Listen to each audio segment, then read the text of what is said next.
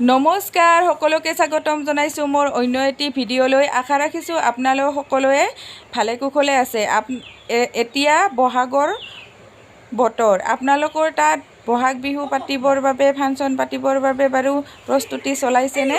আৰু এয়া দেখিছেনে কিমান বহাগী পকা? আমাৰ ইয়াত ভমৰা পকা বুলিও কোৱা হয়।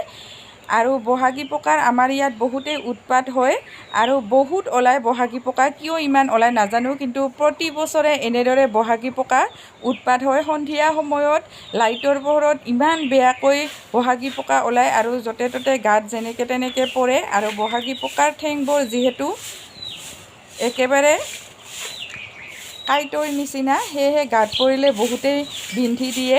আৰু বহাগী পকাই আনে বহাগৰ বতৰা।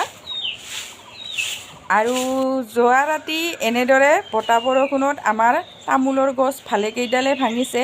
যিহেতু বতাহ বৰষুণৰ লগতে শিল বৰষুণো আহিছিল আৰু এয়া গছডালত আমাৰ বহুত তামোল আছিল।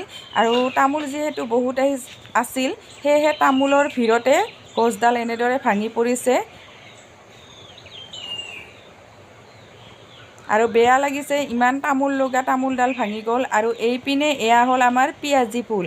আমি আচলতে পিঁয়াজী ফুল বুলিয়ে কওঁ, ইয়াৰ আচলতে বেলেগ এটা নাম আছে। আপোনালোকে জানে যদি নিশ্চয় কমেণ্ট কৰি জনাব।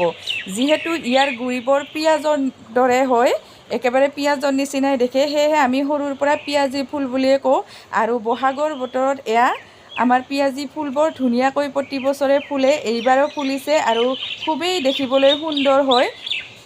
যিহেতু শিল বৰষুণ বতাহ ধুমুহা আহিছিল, সেয়ে ফুলখিনি অকণমান এনেদৰে লেৰেলি গ'ল আৰু ফুলখিনি দেখি খুবেই দুখ লাগিছে। যিহেতু এনেদৰে লেৰেলি গৈছে পিঁয়াজী ফুলখিনি, অত্যন্ত ফুলে। আৰু এয়া হ'ল তামোল, আৰু তামোলখিনি যিহেতু পকা তামোল, চুপাৰি বনাম বুলি ভাবিছোঁ।